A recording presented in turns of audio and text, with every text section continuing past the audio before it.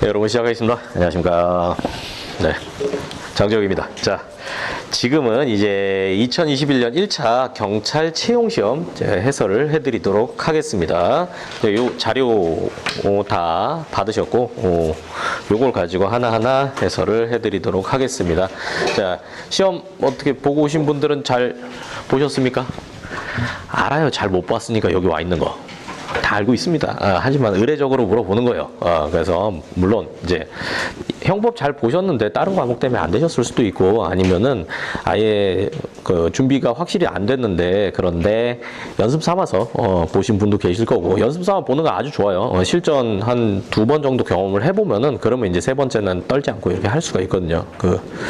우리는 모두 쫄보들이기 때문에 자꾸 시험을 가서 보고 연습을 하고 그렇게 하셔야 됩니다. 자, 그리고 오늘 저기 형법 처음 시작하신 분들도 많이 앉아 계신 걸로 아는데, 일단 이 기출문제 해설의 취지상 어느 정도 실력이 있다는 전제하에 좀 실력을 갖추고 시험을 갖추고 오신 분들을 대상으로 해설을 거기에 맞춰서 할 거예요. 그러니까 그 시험 보시고 오신 분들은 그대로 들으시면 되고, 네, 처음 들으시는 분들은 너무 좌절하지 마시고, 요 정도가 수준이 돼야 내가 합격할 수 있구나라는 걸 배우는 계기로 삼으시고, 그리고 어떻게든 꾸역꾸역 귀로 받아들여서 머릿속에 넣어 놓으면 나중에 분명히 도움됩니다. 뭔 얘기인지 아시겠죠? 자, 시작합니다. 1번이에요. 형법의 적용 범위 해서 1번은 속지주의 문제입니다. 외국인이 대한민국 공무원에게 알선한다는 명목으로 금품을 수수한 행위가 대한민국 영역 내에서 이루어진 이상 범죄 중에서 일부에 대한민국이 살짝 묻으면 한국 형법 적용할 수 있죠. 그렇기 때문에 1번 한국 형법 적용할 수 있다고요. 이제 2번입니다. 자, 대한민국 영역 외에서 외국인이 우리나라의 공문서를 위조했다라고 하면은 이제 요거는 그렇게 되는 거죠. 형법의 적용 범위로 보면요, 이렇게 접근을 해야 됩니다. 자, 2조, 3조, 4조, 5조, 6조 해가지고 우선 그 범행 지역을 기준으로 해서 대한민국 영역 내다라고 하면 한국 형법 적용되는 거 2조 속지주의죠. 그런 다음에 그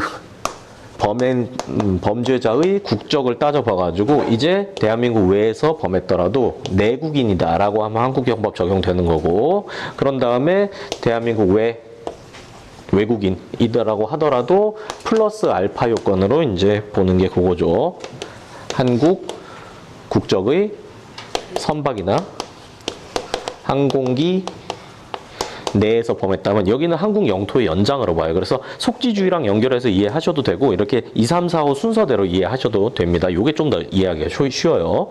그런 다음에 5번째는 이제 외인데 특정한 범죄는 한국 형법 적용되죠. 뭐예요? 2문자. 내, 외, 기, 통, 유, 문, 인. 근데 요 문과 인은 공문서잖아, 공문서. 그렇기 때문에 지금 이 사건은 여기 외국인이 외국에서 범했다고 하더라도 대한민국의 공문서를 위조했기 때문에 한국 형법이 적용되는 거고, 그 뒤에 뭐 행위지의 법률에 의하여 범죄를 구성하지 않는다면 그거는 딴 문제예요. 5조에는 적용되지 않는 내용입니다. 그렇기 때문에 2번이 틀렸고요. 자, 3번입니다. 요거는 이제 최신 판례 문제인데요. 제가 최신 판례를, 그러니까 시험 기준으로 해가지고 최신 판례는 당해년도나 바로 직전 연도를 최신 판례다라고 하는데, 제가 이 촉이 왔어요. 이거 아무래도 안 되겠다.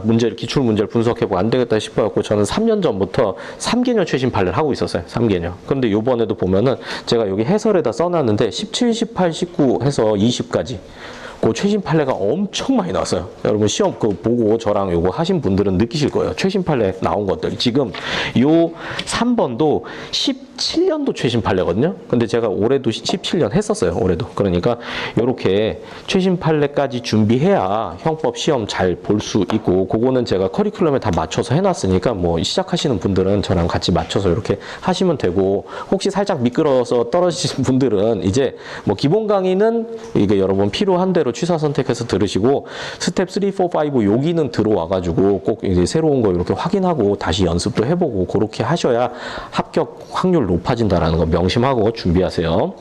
자, 이거 3번 문제는 이제 그거였어요. 한국 법인이 미국에다 회사를 설립해 놓고 그 미국 법인 계좌에 있는 자금을 이제 그 한국 법인의 대표자가 갖다 쓴 거예요. 그러면은 이제 이게 범죄가 되냐 안 되냐 문제 관련한 최신 판례였는데 한번 봅시다. 자, 내국법인 대표자인 외국인이 내국법인이 외국에 설립한 특수목적법인에 위탁해둔 자금을 정해진 목적과 용도 외에 임의로 사용해서 횡령했다라고 하는데 이 사람이 주장한 건 나는 외국인이고 그리고 외국법인의 자금을 횡령한 거다. 그러니까 피해자도 외국인이다 이렇게 주장한 거예요. 그런데 우리나라 법원에서는 외국 법인은 우리나라 내국 법인의 자회사일 뿐이고 실질적인 의사결정은 내국 법인이 한다. 그렇기 때문에 외국 법인 계좌에 있는 돈도 내국 법인의 돈이고 그러면 피해자는 내국 법인인 내국인이다.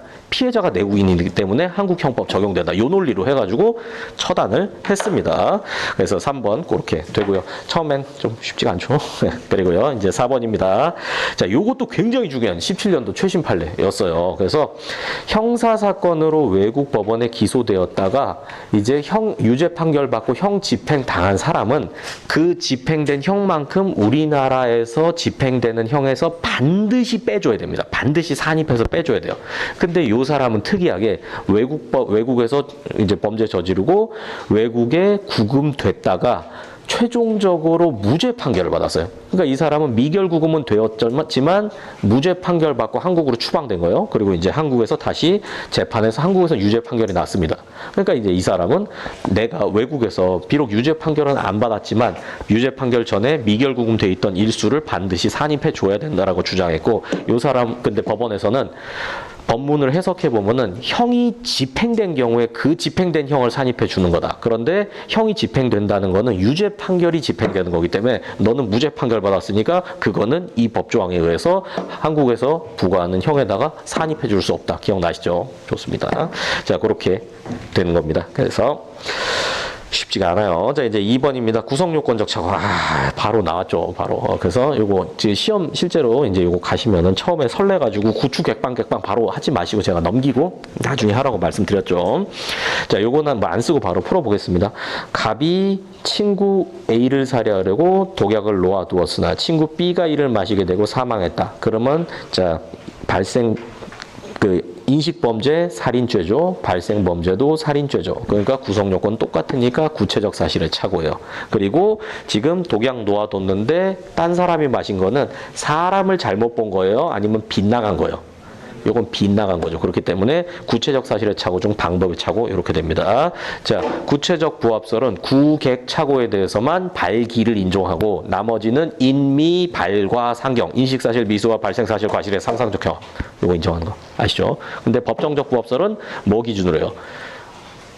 법조문 기준으로 하잖아요. 그래서 구체적 사실의 착오라면 객체의 착오 등 방법의 착오든 전부 고의 전용해서 발생 사실의 기수 인정하고 추상적 사실의 착오, 인식 사실의 착오랑 발생 사실의 착오랑 구성 요건이 다르다라고 하면은 그때는 고의 전용 인정을 안 하고 그러면 인미, 발과 상경, 인식 사실, 미수, 발생 사실, 과실, 상상적 형 이렇게 인정하게 되는 겁니다. 그래서 제가 말씀드린 게 제가 이거예요. 이게 여러분들 여기 이제 계신 분들 벌써 지금 이 좌절하는 느낌이 여기 마침 또 요 앞에 계신 분들이 여기 처음 들으시는 분들 같은데 요거 그 행교 그 자리 배치 때문에 여기 앉으신 것 같은데 이러니까 이제 뒤에 계신 분들이 이제 알잖아. 아, 이게 뭐구나, 어떤 흐름이구나. 요걸 저랑 쿵짝을 맞출 수 있을 정도가 돼야 시험장 가서 이거를 해결을 할 수가 있어요. 아시겠어요? 헤어스타일 멋지시네요. 근데 저 뭐야?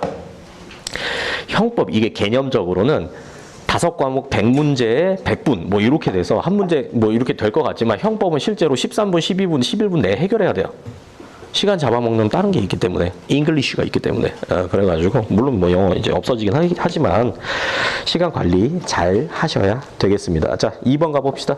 이제 갑이 친구 A를 친구 B로 착각하여 살해한 경우 이것도 인식사실 살인, 발생사실 살인 그리고 착각했으니까 동일성의 착오, 객체의 착오네요. 구체적 부합설은 여기서는 고의전용 인정하니까 발생사실 B에 대한 살인 기수 이렇게 되죠. 자, 3번입니다. 갑이 친구 A 살해하려고 하였으나 주의가 어두워 자신의 장모 이렇게 장모 나오는 순간 움찔해야 돼요. 요거는 학설이 아니라 15조 1항 적용되는 거잖아요.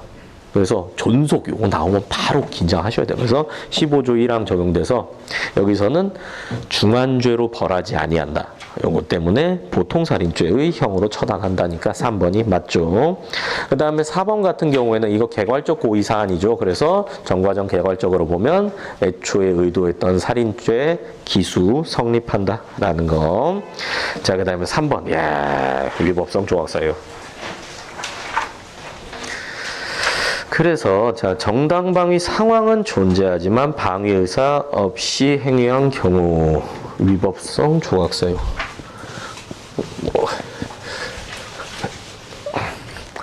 자, 여기서는 이제 이렇게 접근을 해야죠. 자, 구성요건이면은 객관적 구성요건, 주관적 구성요건이 있고, 객관적 구성요건을 충족하면은 객관적인 불법성이 발생하고, 요거 충족하면 주관적인 불법성이 발생합니다. 그러면 이제 위법성 단계로 넘어가서 위법성, 일단 위법성 적극적으로 볼 때는 추정된다 그랬죠? 근데 이 추정이 확정 단계로 가려면 OX 판단하려면 위법성 조각 사유를 검토해야 되고, 위법성 조각 사유는 객관적 정당화 상황, 주관적 정당화 의사.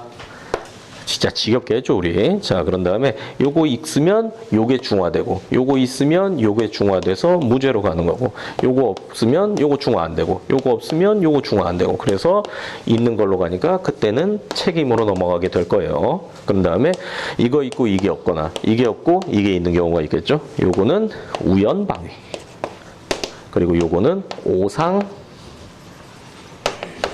땡땡 이렇게 되죠. 그 다음에 이제 여기서는 이제 하나씩 맞춰보는 거죠. 정당방위 상황은 존재하지만 방위의사 없이 행위한 경우가 우연방위 말하는 거고, 여기서 학설 3개 대립하죠. 자, 위법성 조각사유의 요건에 있어서 주정 요소가 필요 없다고 보는 견해는 고전적 범죄책에 딱 하나밖에 없어요. 하나밖에 없어요. 자, 그래서 주관적 정당화 요소 필요 없다라는 거니까 이렇게 보는 거죠. 구성 요건 충족할 때도 요거 필요 없다. 요것만 충족되면 된다. 그리고 위법성 조각 볼 때도 요거 필요 없다. 요것만 있으면 된다. 그러니까 요거 있고 요거 있으니까 무죄죠. 이럴 때는. 그래서 기억 틀렸고요. 자, 니은입니다. 정당방위는 이건 법조항 문제죠. 현재의 부당한 침해. 기억나십니까? 현재의 부당한 침해. 여기에 대만 되니까 정당한 침해 안 돼요. 자, 그 다음에 디귿입니다. 요것도 20년 최신 판례 우리가 봤던 이제 그 판례입니다. 자, 이게 그 자동차 회사, 부품 회사가 이제 그 자동차 회사에다가 이제 얘기한 건데, 자, 요거는 그 사건 아닙니다. 제가 잠깐 착각했어요. 자, 요건 아닙니다. 수급인 소속 근로자, 쟁의행위, 도급인의 사업장에서 일어나 도급인의 형법상 보호되는 법익을 침해한 경우, 사용자 수급인에 대한 관계에서 쟁의행위 정당성을 갖추었다고 하더라도 도급인의 관계에서 바로 봐주는 건 아니다라는 거. 자, 그래서 최초에 일을 맡긴 사람이 있고, 일을 맡긴 회사, 일을 맡은 회사, 여기가 도급인이죠. 여기가 수급인이고요. 그리고 그 수급인의 피고용인인 근로자들이 쟁의행위를 한 거예요. 그러면 일단 요 쟁의행위를 하면서 만약에 수급인의 사업장을 점거했다라고 하면은 이 둘 사이의 요건을 갖췄는지를 봐가지고 여기서 노동법상의 요건을 갖췄는지, 여기서도 노동법상 요건을 갖췄는지 이제 요거를 보고 검토를 하는데, 지금 이 쟁의행위를 어디서 했냐면 도급인의 사업장에서 한 거예요. 도급인의 사업장. 그러면은 도급인은 원칙적으로 일 맡기고 여기서 일 알아서 다 한 다음에 결과물 갖다 주면 돈만 주면 되는 계약이에요.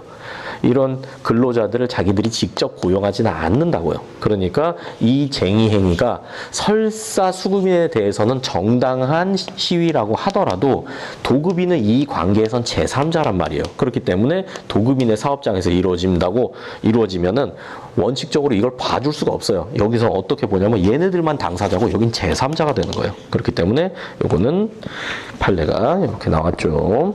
위법성이 조각되지 아니한다.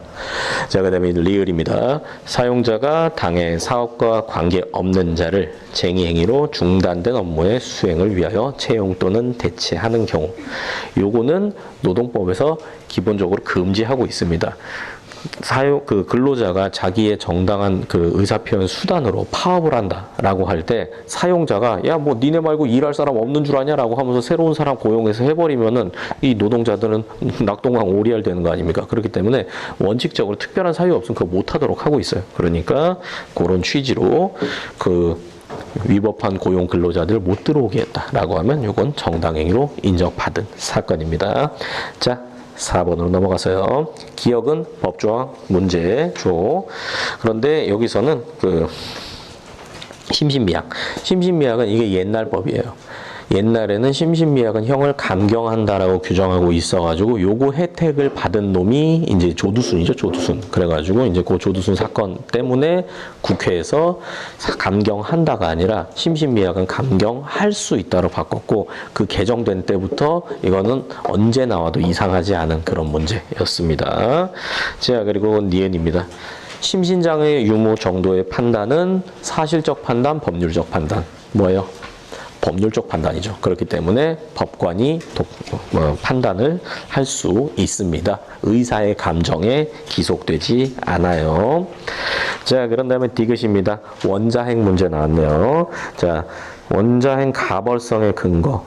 원인행위. 원인행위 시를 실행의 착수 시기로 파악하는 견해. 이제 이거는 이제 그 구성요건 모델이라고 하는 거죠. 그러면 여기서는 행위와 책임의 동시존재 원칙은 충족하지만 단점은 실행행위의 정형성을 인정하지 못하는 거죠. 살해하러 가기 전에 편의점 앞에서 술 먹는 행위, 요거를 살인의 실행행위로 인정하기 때문에 이제 요게 안 된다 이런 비판을 받고 있는 학설입니다. 자, 뒷장 넘기시고.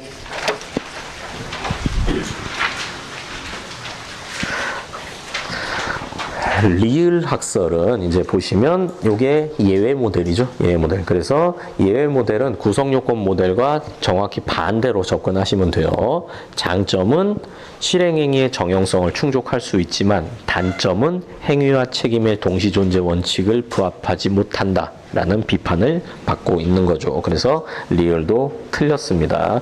요거 학설 공부하면 요거는 뭐 어려운 수준의 문제는 아니었습니다. 제가 요번에 또 우리가 그 파이널 스텝 4에서도 학설 문제 했고 그리고 마지막 파이널에서 암기사항 쭉 한 다음에 학설 문제를 쫙 했잖아요. 그런데 이제 요번에는 학설 문제가 정말 다양하게 나왔어요. 정말 다양하게. 그래서 그 사실의 착오뿐만 아니라 이제 위법성 조각서의 전제사실 착오라든가 우연방이라든가 그리고 원자행위라든가 어떻게 아주 알차게 쑤셔 넣었습니다. 알차게. 네, 그래서 이런 기조는 조금 더 이어질 걸로 보여요. 그래서 그러니까 쉽게 말해서 그러니까 여러분은 그냥 그냥 안타까운 거예요. 3년 전에는 이 학설 문제 하나도 안 나온 때도 있었어요. 그냥 판례 문제로 95%. 그 다음에 한 문제, 법조문 암기 문제, 이렇게 나올 때도 있었어요. 그때는 좋았지. 그때는 진짜, 그리고 그때는 또 많이 뽑고 막 그랬기 때문에 그때는 운 좋으면은 1년 내에 합격하는 사람도 많이 있었는데, 이제는 세상이 바뀌었습니다. 그러니까, 혹시 누가 그런 얘기 하면은, 아직도 공부하고 있냐? 그러면은 이제 세상이 바뀌었다고 쓸데없는 소리 하지 말라고 연을 끊어버리세요. 여러분 정신 건강에 좋습니다. 자, 이제 5번 가볼게요. 5번 사건은 경찰관 가정폭력이 있다는 112 신고받고 현장에 출동, 해당 주소 확인하고 초인종 눌렀는데 아무런 반응이 없고 살려달라는 비명소리가 들렸고 통화도 연결 안 되고 급박함을 감지한 갑은 피해자를 구조하기 위하여 경직법, 특례법에 따라서 거기가 포인트죠. 해당 주소의 집 출입문을 강제로 개방하고 집 안으로 진입. 그러니까 이 행위는 정당화될 수 있는지 없는지는 변론으로 하고 일단 주거침입죄의 구성요건에 해당하는 행위예요. 타인의 집에 동의 안 받고 들어갔잖아요. 형법에서 나눠서 쪼개서 봐야 된다 말씀드렸죠. 자, 그런데 그 비명소리는 드라마에서 나오던 것으로 형법 사례는 이렇게 어이가 없습니다. 이거 어쩔 수가 없어요. 이거. 그래서 자, 요거는 이제 그렇게 되는 거죠. 구성요건에서는 주거침입죄.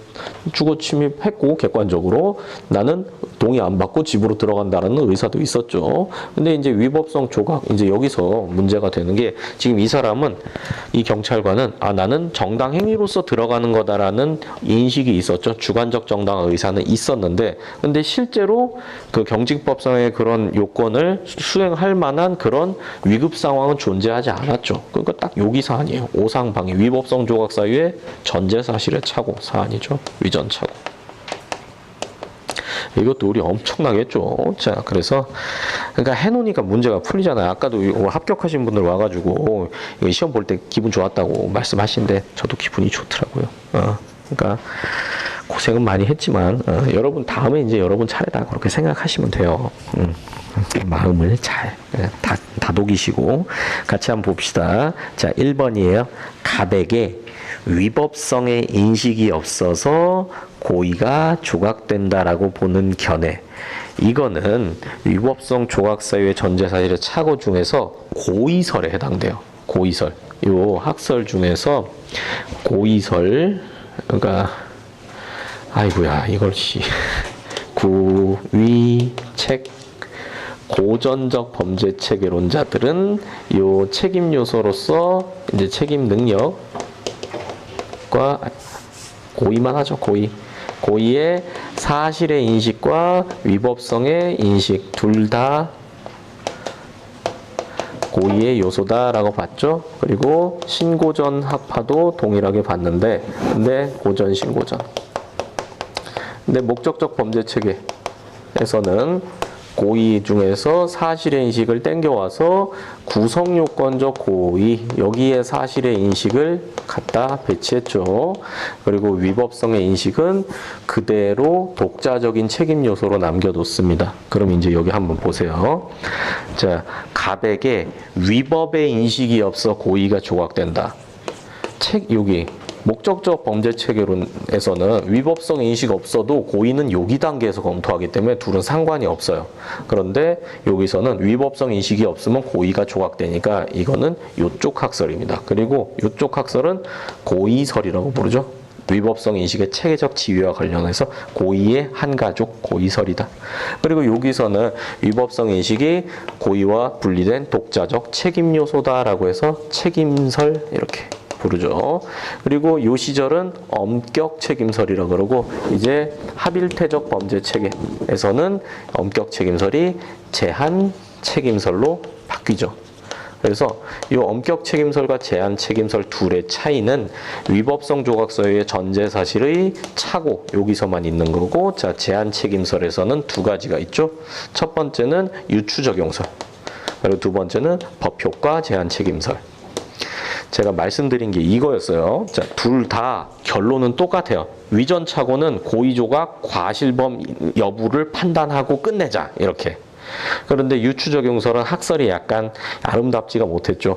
구성요건적 고의는 인정되나 이 사안은 구성요건적 착오가 있는 것과 똑같이 고의를 조각시키고 과실범으로 판단하러 간다. 이런 논리를 만들었고, 법효과 제한적 책임설에서는 고의를 아예 재구성해가지고 구성요건적 고의와 책임 고의 두 가지를 새로 만들어냈어요. 그래서 둘은 동전의 양면과 같고, 평소에는 구성요건적 고의만 인정되면 책임 고의도 인정된다고 보지만, 위전 착오 사안에서는 구성요건적 고의 인정되더라도 책임 고의가 부정되기 때문에 고의가 완벽하게 성립하지 않아서 고의가 조각되고 과실범으로 넘어간다라고 하니까 이론이 좀 더 매끄러워진 거죠.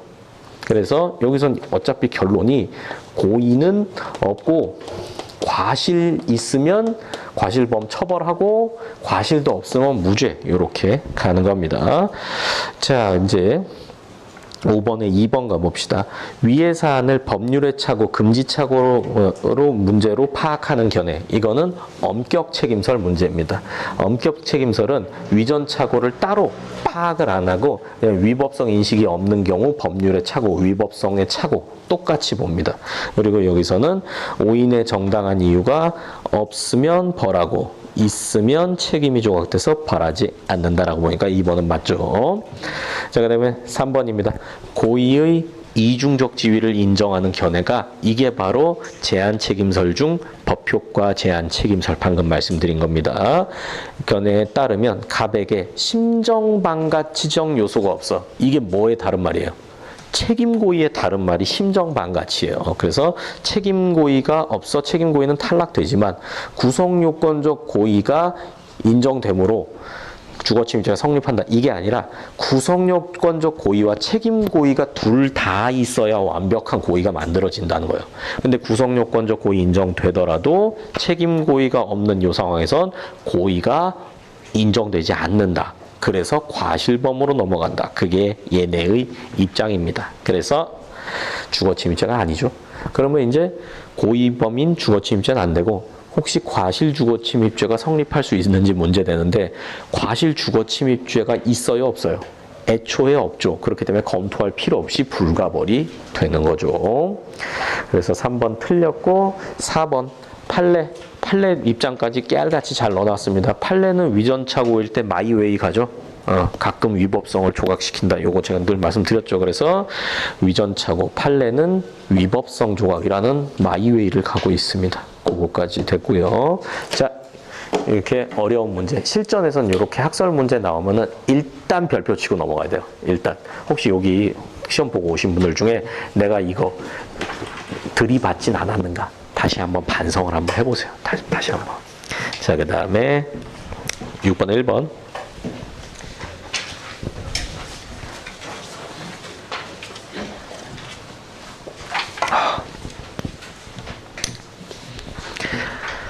말을 너무 많이 했어요. 하루 종일 떠들었더니 죽겠습니다. 그리고 이게 왜 이렇게 할 말이 많아, 이게. 자, 1번. 불능미수와 장애미수.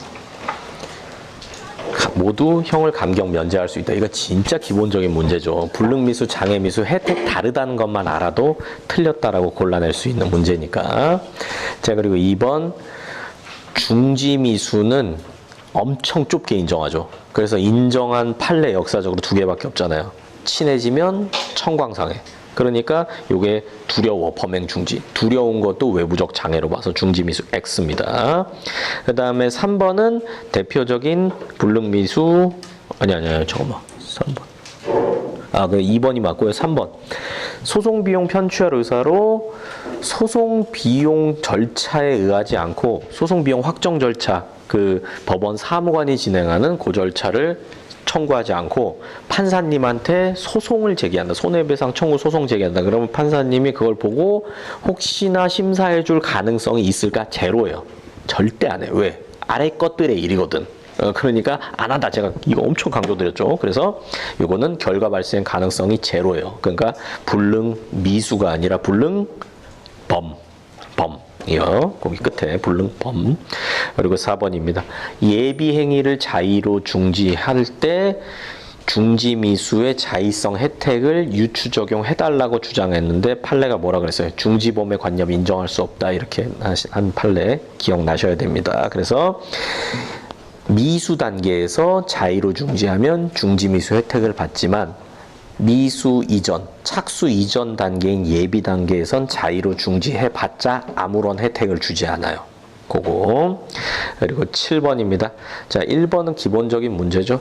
의사는 설명 의무뿐만 아니라 각종의 진찰 똑바로, 치료 똑바로, 후속 조치 똑바로 해야 되는 의무를 부담하고 그런 의무 위반의 과실과 피해자의 상해 사망이라는 결과 사이에 인과관계가 있어야 처벌할 수 있겠죠.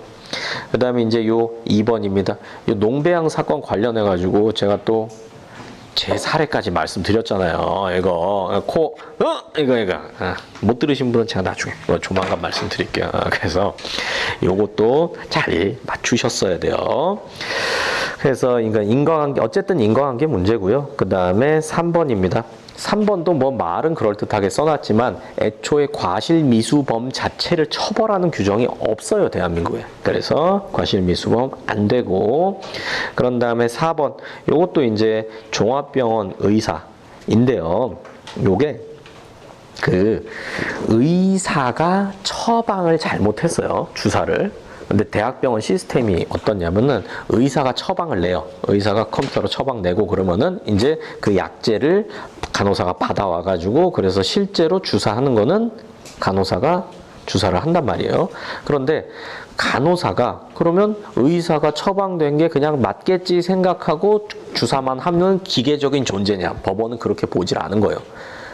의사도 의료인이고 간호사도 의료인이에요. 그래서 의사는 처방을 하는 거고 간호사는 한번 확인하고 그리고 환자 상태에 맞춰서 이게 뭐 주사도 놓고 이래야 될 주의 의무가 있다라고 봤어요. 그래서 의사가 잘못했으니까 의사는 당연히 과실이 인정되고 여기서는 간호사가 이렇게 얘기한 거죠. 나는 의사가 시키는 대로 주사 놓는 사람이다. 근데 법원이 이렇게 한 거예요. 넌 주사만 놓는 기계가 아니야.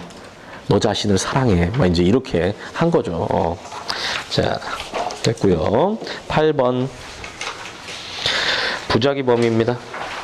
자, 기억은 무슨 사건일까요? 요거는 보라매 병원 사건이죠.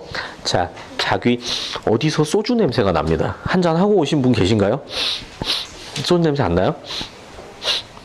제가 요즘 요거 때문에 약간 걱정이에요. 자꾸 남들이 안 들리는 소리가 들려요. 제가 요즘 막 삐 막 이런 소리도 들리고 그리고 갑자기 막 그래서 이게 걱정되니까 가끔 이게 불이 깜빡깜빡 하잖아요. 그러면은 나만 그런가 막 이게 공포심이 좀 있어. 지금 분명히 소주 냄새 나는데 제가 삼겹살이 먹고 싶은가 봅니다. 부산 요거 다 풀렸나요? 풀렸어요? 와, 좋겠다. 좋은 동네야. 좋은 동네. 자, 그래서 기억은 그 자귀, 부자귀 이제 둘이 경합됐다라고 하면은 자귀 우선 원칙에 따라서 푸는 거고요. 그 다음에 니은입니다. 부진정 부자귀범의 자귀 의무는 법조항에서 끄집어낼 수가 없어요. 그렇기 때문에 그거를 보완하기 위해서 18조에 법조항을 마련해 두고 있고 18조 해석은 뭡니까? 법, 계, 조, 선 요게 있어야 됩니다. 그래서 여기 어디가 틀렸냐면 법령, 법률행위는 계약이고요. 선행행위 맞고 그 다음에 사회상규 혹은 조리 둘은 같은 말이고 법계, 조선의 조니까 니은도 틀린 얘기죠. 조리로부터도 법적 자기 의무가 발생한다니까. 자, 그리고 이제 디귿입니다. 부진정 부자기범의 고의. 두 번째 줄만 보면 이건 풀 수 있는 문제예요. 미필적 고의는 원칙적으로 형법 99%는 미필적 고의만 있으면 다 해결돼요. 다 인정돼요. 그리고 예외 하나가 뭡니까? 공동정범의 공모의 의사는 미필적 고의보다 한 단계 높은 의사를 필요로 하죠. 그걸 딱 외워두셔야 문제가 바로 풀리죠. 자, 그런 다음에 이제 리을입니다. 자, 형법상 방조는 자귀로 방조하는 경우는 물론 부자귀로 방조하는 경우도 성립하고 부자귀로 방조할 때는 무슨 의무가 필요해요? 오늘 배우셨잖아요. 부자귀로 범행 저지를 때 그걸 처벌하려면 하지 아니한 것이 나쁘다고 평가되려면 앞에 뭐가 있어야 돼요? 자기 의무가 있어야 된다 그랬잖아요. 자기 의무. 여기 이게 그 첫째 줄에 보세요. 중간에 직무상의 의무가 있는 자가 이런 식으로 변환돼서 표현되는 거예요. 자기 의무 있는 자가 정범의 범행행위 알면서 방지하여야 할 하여야 할 재반 조치를 취하지 아니하는 이거 부작위잖아요. 안에서 정범의 실행행위 용이하게 하면 이거는 방조가 되는 거예요. 자, 그 다음에 9번. 야, 기억. 제한적 종속 형식. 이제 요것도 나왔죠.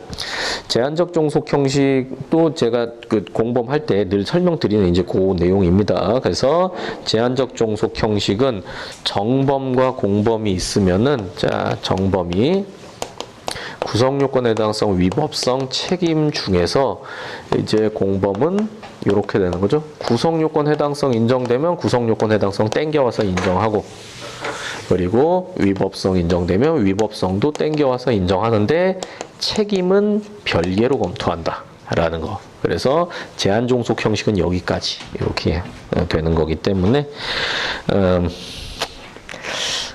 정범의 책임이 조각된다고 하더라도 공범은 이미 빼먹을 건 다 빼먹고 자기만 책임 인정되면 유죄 판결이 나올 수가 있죠. 그래서 기억 틀렸고요.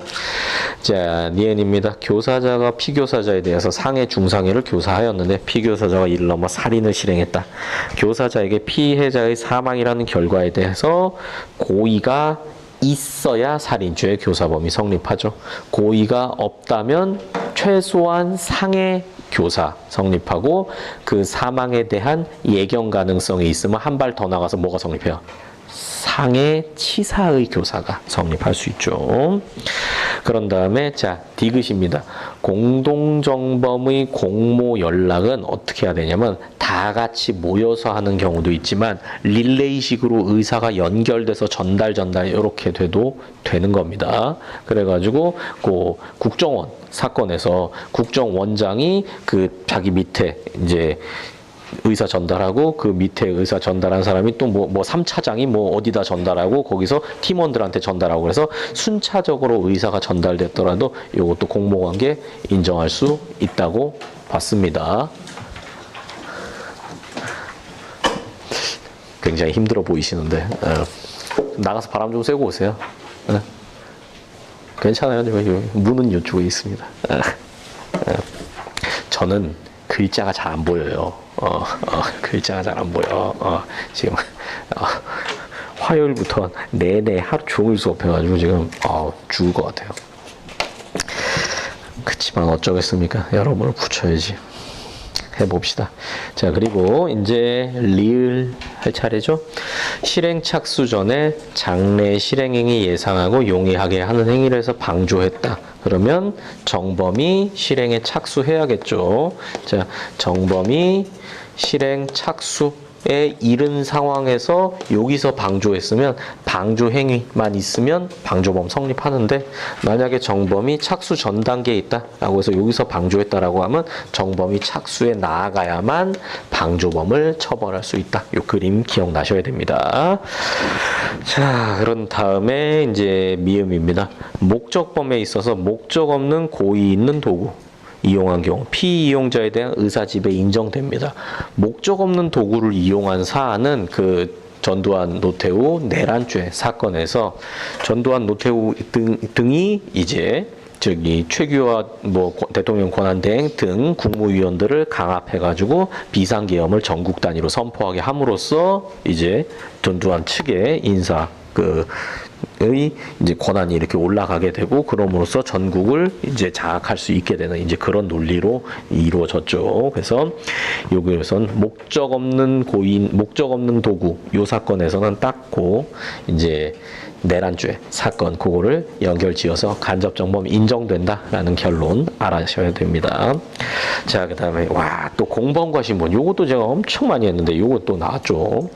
그리고 진짜 그래 한번 봅시다. 1번 비공무원과 공무원이 공동가공의 의사로 뇌물을 수수했다라고 하면 접근 방식이 이렇게 되죠. 첫 번째로 진정신분이냐 부진정신분범이냐. 뇌물이니까 진정신분범이죠. 그리고 신분자가 주범, 비신분자가 가담했는가, 비신분자가 주범, 신분자가 가담했는가. 요거 신비, 비신고 고렸는데 여기 공동정범 같은 경우에는 이제 비신분자, 신분자가 비신, 잠깐만, 요 때는 잠깐만, 헷갈려. 말로 하려니까 엄청 꼬입니다.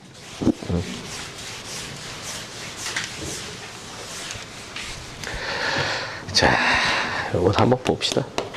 공범과 신분.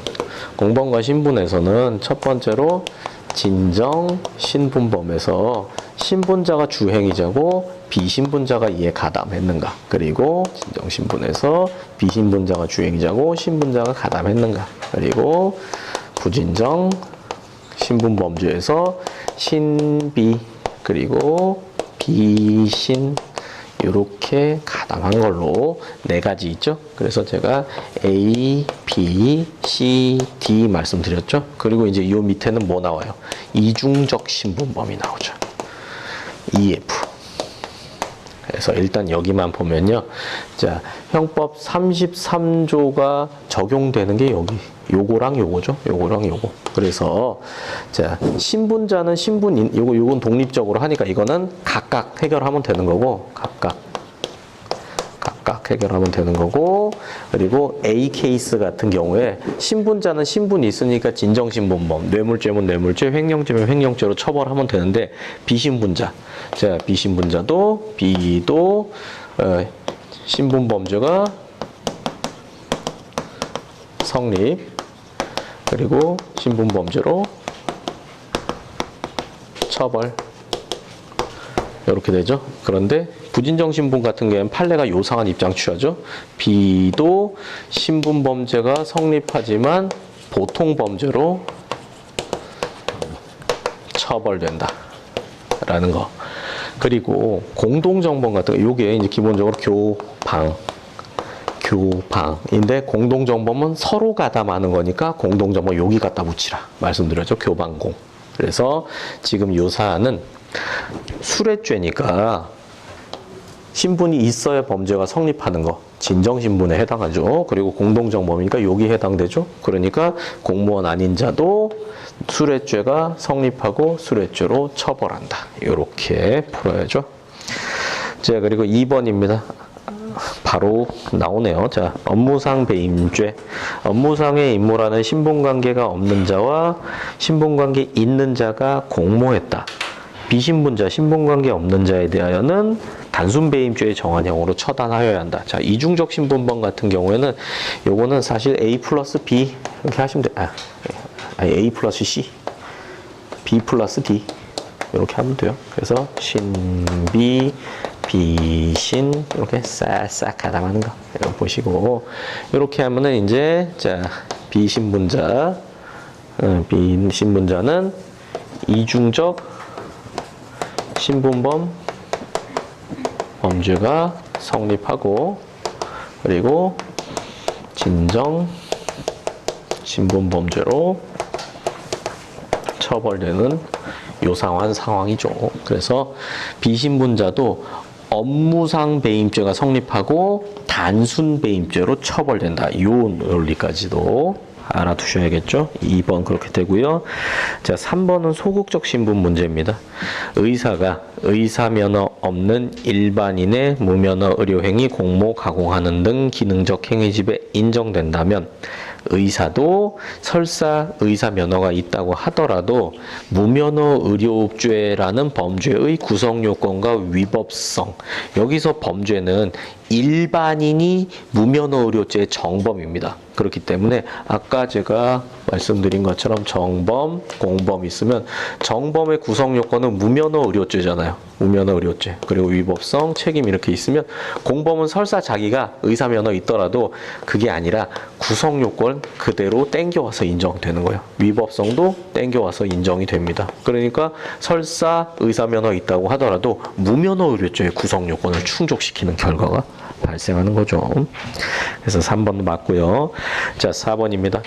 도박의 습벽이 있는 자가 타인의 도박을 방조하면 상습 도박 방조 맞고 도박의 습벽이 있는 자가 도박을 하고 그러니까 도박 상습 도박죄 또 도박 방조를 하였다면 상습 도박 방조죄가 되는데 여기서는 이제 하나 더 들어가는 거죠. 자, 상습범의 재료가 되는 범죄가 여러 개 있다라고 하면 그 중에서 가장 중한 재료의 상습범 하나 인정한다라고 했죠. 그러면 도박죄와 도박 방조죄 중에서 뭐가 중요해요? 도박죄가 중하죠. 그러니까 상습 도박 방조 일죄, 포괄일죄 논리로 그렇게 가는 겁니다. 요거는 오늘 기본 강의에서도 한 거니까 좀 기억하셨으면 좋겠네요. 자, 요렇게 해가지고 이제 학설 문제 막 머리 아픈 거 몰아치고 이제 이렇게 되는데 여러분 실전 시험에서 만약에 이렇게 나왔다라고 하면은 딱 보고 11번으로 도망가세요. 그게 맞는 방법입니다. 자, 1번 태아 사망에 이르게 한 행위 곧바로 임산부에 대한 상해 아닙니다. 태아는 임산부 신체의 일부가 아니다 라고 봤고요. 자, 2번 뭐 길이 140cm 어휴, 길기도 길다, 진짜. 지름 4cm 대나무로 머리를 여러 차례, 140cm면 여러 차례 때리기도 힘들겠다. 거의 뭐, 훅! 이렇게 때려야 되는데. 이씨, 그래서 대나무 부러졌대요, 또. 두피 손상도 있고, 병원에서 봉합술 받았으니까 머리 찢어졌다는 얘기죠. 그러면 이 정도면은 위험한 물건 인정할 수 있죠. 위험한 물건은 객관적 성질과 사용 방법 둘 다 위험해야 되는데, 이게 뭐, 대나무. 위험하죠. 그리고 대나무로 대나무 어디 쓰죠? 대나무? 아, 그래. 대통밥을 만들어 먹으면 위험하지 않아요. 근데 대나무로 대가리 때리면 위험한 거예요. 그렇게 그래서 위험한 물건 되고요. 자, 3번입니다. 상해죄 동시범 특례 규정은 상해 행위를 하기는 했는데 누구 가해 행위로 상해가 발생하는지 모를 때 그때 적용되는 거지. 아예 때렸는지 안 때렸는지도 애매한 사람한테는 적용 안 돼요. 법정에서 때렸는지 안 때렸는지가 애매하다, 입증이 안 됐다라고 하면 법관은 어떻게 봅니까?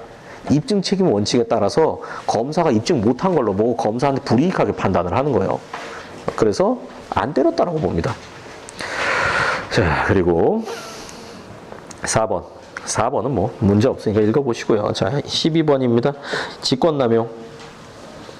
여기 기억이랑 니은이 이제 그 사건입니다. 이건 또 시사성 있는 사건도 나왔죠. 그래서 그 공무원, 여기 니은 보시면은 공무원이 자신의 직무와 관련된 상대방에게 공무원 자신 또는 자신이 지정한 제3자를 위하여 재산적 이익 등 제공을 요구하고 상대방은 어떤 이익을 기대하여 그 대가의 요구에 응했다. 이게 누구예요, 이거? 그분이에요, 그분들. 자, 여기 근이 있어요. 근 이렇게 해서 이렇게. 아이씨, 그림이 잘 나와야 되는데 이렇게 올린 머리. 아, 이게 뭔가 좀 느낌 오지 않아요? 이렇게 그 다음에 여기 이제 순은 이렇게 순은 이제 요거죠. 순.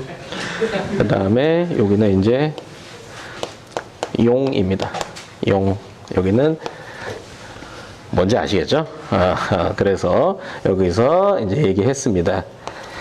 삼성이 좀 도와주세요 해가지고 이제 용이 예 한 다음에 여기서 야씨 삼성은 다 알고 있었단 말이에요. 삼성은 그 당시에 여기 무슨 행사에서 그 비서관 시켜가지고 이제 여기 둘 다 참석하는 행사에서 비서관 시켜가지고 여기 싹 갔어요. 그래가지고 여기서 대통령께서 잠깐 뵙자고 하십니다. 그래서 여기는 딱 갔죠. 딱 갔더니 그네 언니가 얘기한 거예요. 삼성이 좀 도와달라고. 그래서 여기는 예 알겠습니다. 그러면서 삼성이 승마에 대한 좀 지원을 해달라 이렇게 얘기를 한 거예요. 그런데 뭐 승마 지원하니까 보통 이런 대기업들이 체육 하나씩 맡아갖고 도와주고 하잖아요. 뭐 양궁도 도와주고 배구도 도와주고 하잖아요. 그런데 그런 수준의 게 아니라는 걸 삼성은 이미 알고 있었어요. 삼성의 정보력은 국정원급이거든요. 그래가지고 딱 그 당시에는 아무도 순회 파급력과 존재를 명확히 모르던 시절에 삼성은 다 알고 있었어요. 다. 그래서 그거구나 라고 해가지고 여기다가 오늘 좀 뭔가 그림이 잘 안 그려지는데 오늘? 요거를 막 10억 가까이 되는 엄청 비싼 말을 준 거예요. 그래서 여기 이제 누가 있어요? 라가 있죠. 라가 이제 승마를 이렇게 따그닥 타게 됐습니다. 이제 이렇게 된 거예요. 자, 보세요. 그래서 지금 근이 도와주세요 해가지고 예 하고 이제 이렇게 줬습니다.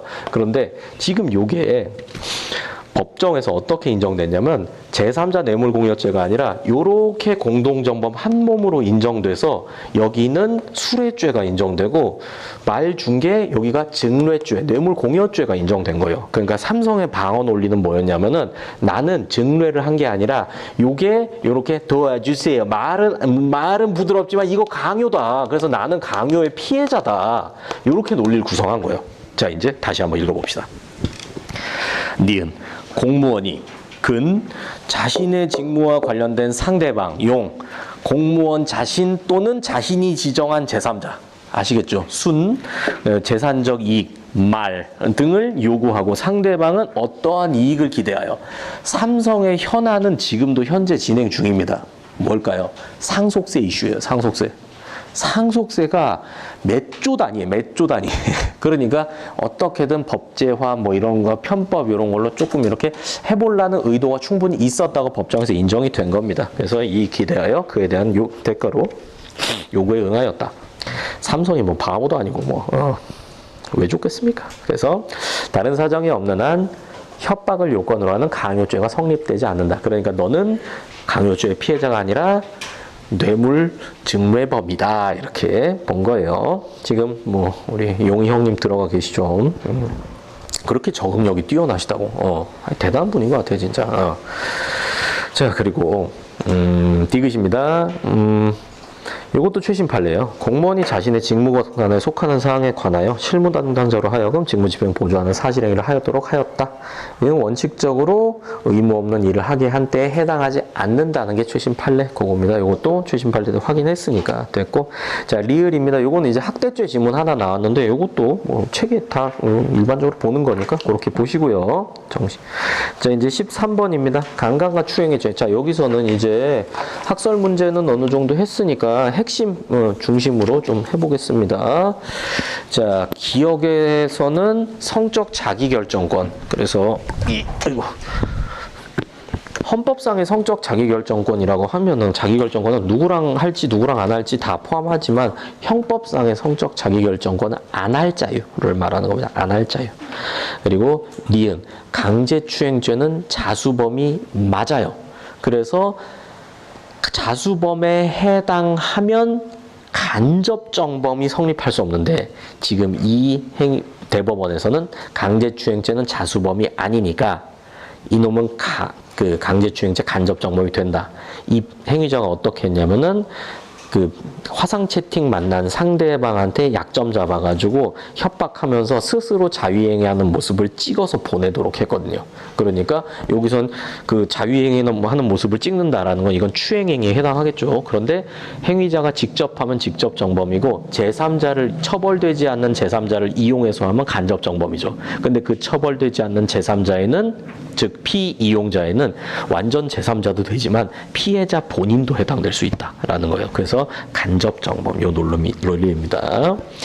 자 그리고 디귿, 리을, 디귿 요게 디귿은 이거 뭐냐면 위계간음죄가 또 최근 판례 입장 바뀌었잖아요. 이것도 엄청 중요한 거였어요. 이것도 A급이었어요. 위계간음죄가 지금까지 대법원 입장은 굉장히 축소 해석해서 성관계 자체에 대해서 오인착각 부지를 일으키지 않으면 설사 그 과정에 위계가 개입됐다 하더라도 인정을 안 했었는데 최근에 판례 입장이 변경됐죠.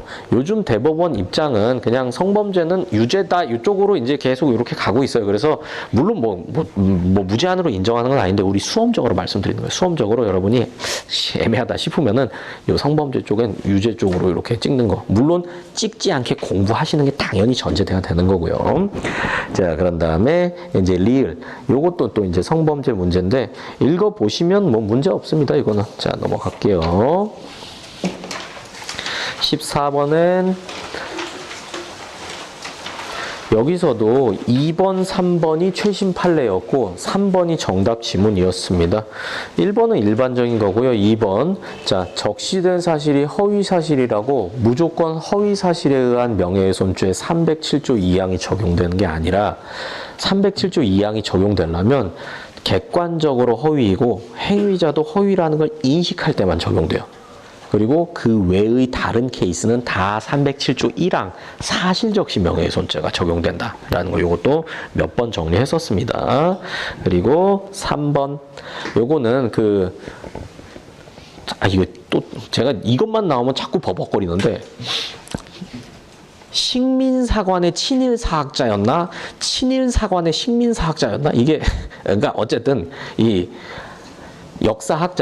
저 역사학자는 저거 일본 식민사관에 완전 푹 절여져 있는 사람이다라는 취지로 해가지고 이제 자기가 논문을 쓴 거예요. 과연 식민사관 이대로 괜찮은가라고 하면서 그 학자를 이렇게 비판을 했습니다. 식민사관을 가지고 있다. 그러니까 이제 그 사람이 명예훼손이다라고 하면서 법원에 소송 제기했는데, 법원에서는 뭐 둘이 이렇게 다투는 거 뭐 직접적인 막 이게 깎아내리려는 이제 그런 목적이 아니라 학자들 간에 이제 좀 비난이고 뭐 친일이라는 건 우리가 역사적으로 털어내야 될 거잖아요. 그렇기 때문에 요거는 사실 결론 정해놓은 거예요. 결론 그냥 무죄다라고 해놓고, 그런 다음에 뭐 사실관계 말하는 것처럼 보이지만 사실 의견 제시하는 거에 불과하면 명예훼손죄 안 된다, 이런 논리로 해서 식민사관 친일사학자 다 의견이다 이렇게 하면서 무죄 만들었습니다. 자, 4번 일반적인 거고요. 넘어갑시다. 15번.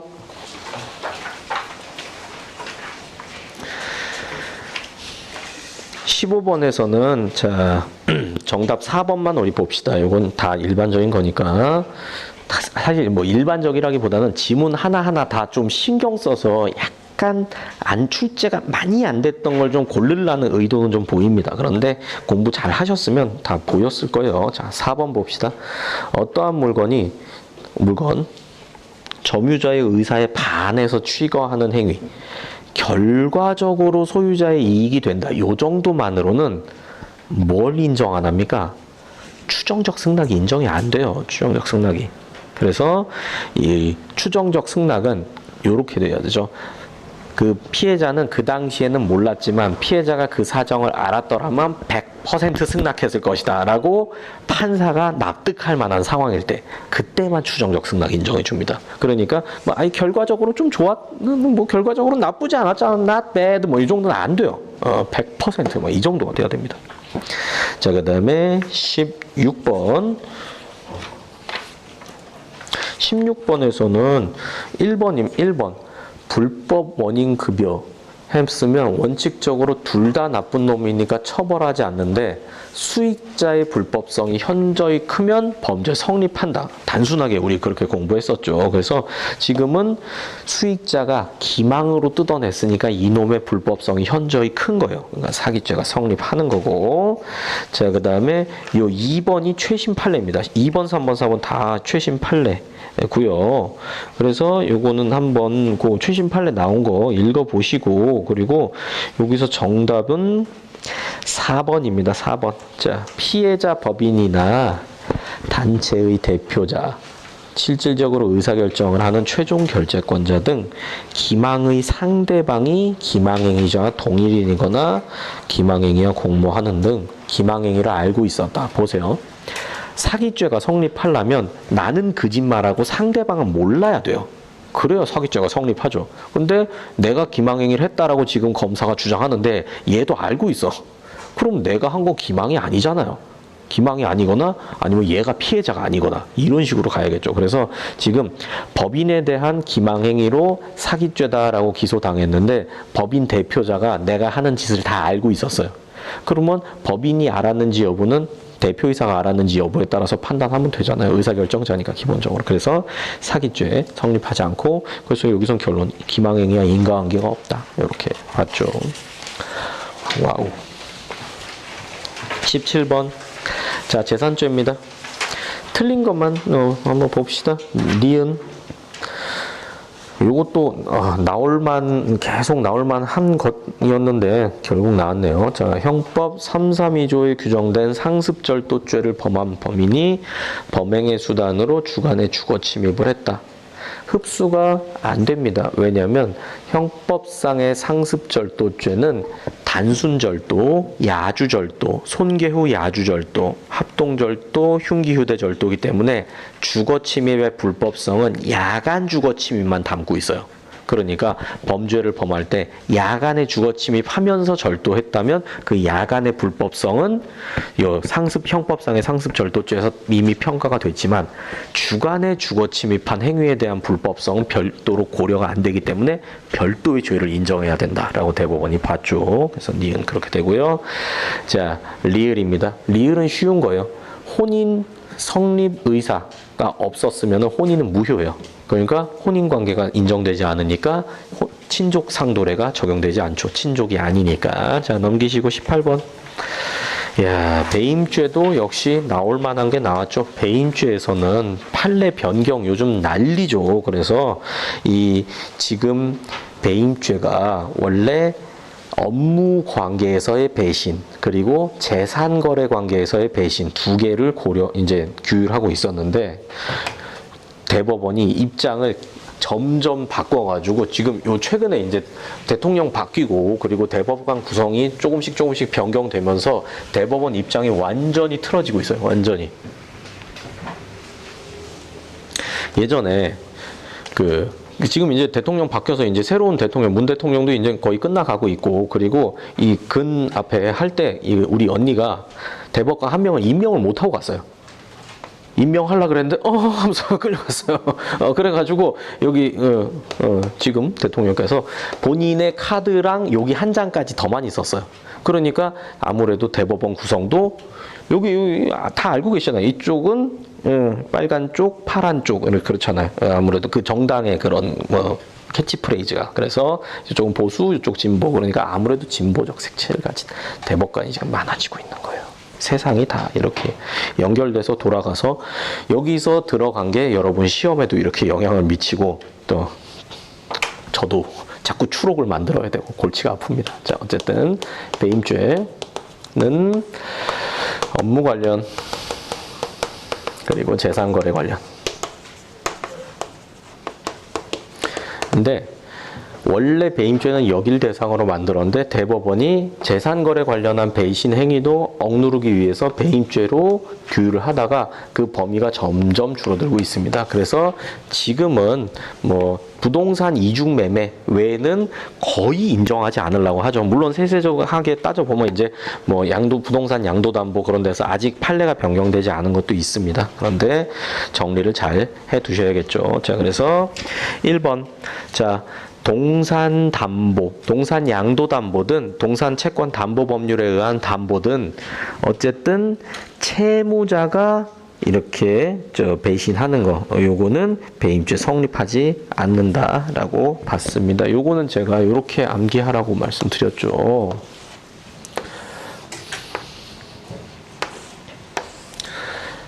채무자, 채권자, 그리고 부동산, 동산, 변제기 전, 변제기 후. 그래서 여기는 무죄, 여기는 무죄. 그런 다음에 무권, 이거 동산이네. 동산, 여기 부동산. 그래서 동, 무, 횡, 부, 무, 배 이렇게 정리하라 그랬죠. 그럼 지금 이 사안이 어딘지만 딱 찍으면 돼요. 동산이고 채무자잖아요. 무죄네. 이렇게 푸시는 겁니다. 자, 그리고 2번입니다. 자, 부동산 담보 저당권 설정 계약에서 부동산 저당권 설정할 의무가 있는 거. 예전엔 이것도 배임죄로 처단했는데 이제 판례 바뀌어서 배임죄 처단 안 합니다. 그리고 3번. 요거는 서면으로 부동산 증여의사 표시했으면 요거는 이제 부동산 증여의사 표시하고 딴 데다 판 거는 이거는 부동산 이중매매랑 똑같은 거예요. 정상적으로는 돈, 계약금, 중도금 받은 다음에 딴 데 팔아치우는 거지만 이거는 증여기 때문에 계, 중, 잔 모두 받았다고 치는 거예요. 그렇기 때문에 요거는 딴 데 팔면 바로 배임죄입니다. 그리고 4번. 요 대표권 남용 어업 이것도 진짜 많이 했었죠, 우리. 기억난다고 제발 해주세요, 제발. 정말 많이 했어요. 제가 자료도 만들고 나중에 보세요. 자료 있어요, 다. 그러면 여기는 이제 자, 대표권 남용 어음 발행인데 어음이 무효고 유통도 안 됐다라고 하면은 요거는 배임죄 X가 아니라 배임 미수죄다라는 거. 요거 엄청 많이 했었습니다. 자, 그다음에 19번. 아이고. 19번 3번 봅시다. 정답.